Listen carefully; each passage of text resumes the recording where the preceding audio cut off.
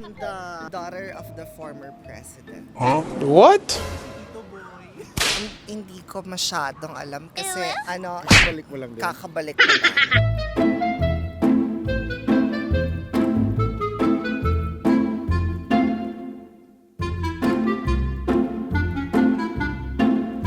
I don't really see myself working in an office kasi I'm very extrovert. I wanted to see people. Hindi ako uubra ng nakaupo. At saka hindi ko rin nakikita yung sarili kong nag-work sa laptop tapos coffee shop. Ang gusto ko labas talaga.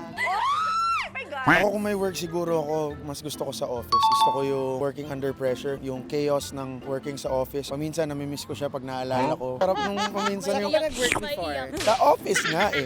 Anong company? Ay, hindi pwedeng i-disclose. Ako din, sa office din ako. Kasi ang saya nung may mga nakakausap ka, yung sabay-sabay kayong nasistress, sabay-sabay kayo pag may na-achieve kayo, isi-celebrate, yung mga lunch out, mga ganyan.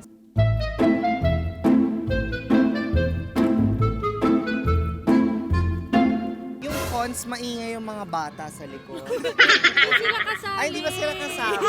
Ako yung pros ng akin is yung pagsusocialize, madaling makuha yun sa office. But yung cons, syempre, traveling, yung oras na gagamit mo pa sa pagpunta at pag-uwi. Traffic talaga, grabe talaga yun lang. Ako, pros. Siguro kasi pag office, talagang nandun yun lang yung work. Tapos paglabas natin, yung talagang buhay mo na. Parang nakadivide yung personal life mo dun sa work life. Yung cons lang is work-life balance din. Oo. Kasi parang mas nauubos yung oras mo sa office na lang. Then pag uwi mo, pagod ka na. Ako pa naman pag nag-work ako, sobrang dedicated ko na mas binibigay ko na yung sarili ko tapos nalilimutan ko na kailangan ko yung mahalin yung sarili ko. Parang ipapamana sa'yo. Oo. Ako talaga yung tipo ng empleyado na pwede mong ituring na tagapagmana.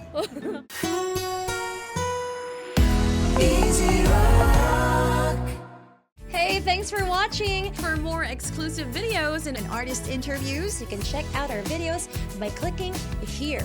And don't forget to follow us on our social media accounts too. Links are in the description below.